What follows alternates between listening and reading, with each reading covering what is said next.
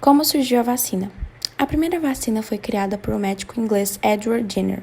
Jenner nasceu no ano de 1749 na Inglaterra.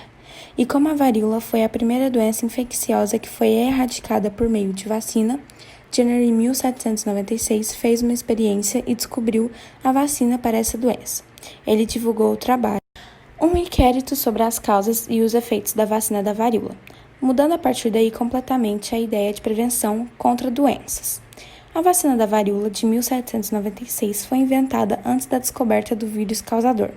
A palavra vacina, inclusive, vem de vaca, porque a vacina da varíola original usava o vírus da varíola bovina para imunizar contra a versão humana.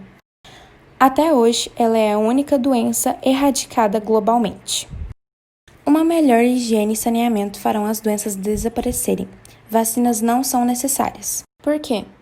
As doenças que podem ser prevenidas por vacinas retornarão caso os programas de imunização sejam interrompidos. Uma melhor higiene, lavagem das mãos e uso da água limpa ajudam a proteger as pessoas de doenças infecciosas. Entretanto, muitas dessas infecções podem se espalhar, independente de quão limpos estamos. Se as pessoas não forem vacinadas, doenças que se tornaram raras, como a poliomielite e sarampo, reaparecerão rapidamente. As vacinas têm vários efeitos colaterais prejudiciais e de longo prazo, que ainda são desconhecidos. A vacinação pode ser até fatal. Por quê? As vacinas são muito seguras. A maioria das reações são geralmente pequenas e temporárias, como um braço dolorido ou uma febre ligeira. Eventos graves de saúde são extremamente raros e cuidadosamente monitorados e investigados. É muito mais provável que uma pessoa adoeça gravemente por uma enfermidade evitável pela vacina do que pela própria vacina. Doenças infantis evitáveis por vacina são apenas infelizes fatos da vida. Por quê? As doenças evitáveis por vacinas não têm que ser fatos da vida. Enfermidades como sarampo, cachumba e rubéola são graves e podem levar complicações graves em crianças e adultos, incluindo pneumonia, encefalite, cegueira, diarreia, infecções de ouvido, síndrome da rubéola congênita e, por fim, a morte. Todas essas doenças e o sofrimento que elas causam podem ser prevenidas com vacinas. Como os exercícios físicos fortalecem a ação das vacinas? Tanto manter as vacinas em dia como praticar atividade física na rotina são atitudes que treinam nossas células de defesa para debelar ataques de vírus e bactérias. Quando combinadas, então, elas produzem uma sinergia digna de nota. A ciência vem comprovando que os exercícios podem melhorar até o efeito dos imunizantes.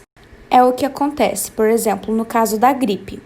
Um novo estudo conduzido em Singapura com 56 mulheres idosas que receberam uma dose para se proteger dos vírus influenza constatou que as mais ativas apresentam um maior número de anticorpos contra o agente infeccioso, até 1 ano e meio após a picada. Elas também ostentavam outros biomarcadores que indicavam uma atuação mais intensa e efetiva das unidades de defesa, especialmente dos macrófagos, responsáveis por engolir literalmente os inimigos microscópios. Essa repercussão do exercício é especialmente bem-vinda aos idosos, porque com a idade o sistema imune perde em desempenho. Um dos aspectos comprometidos é a renovação das células de defesa de memória, que reconhecem intrusos específicos e coordenam a produção de anticorpos contra eles.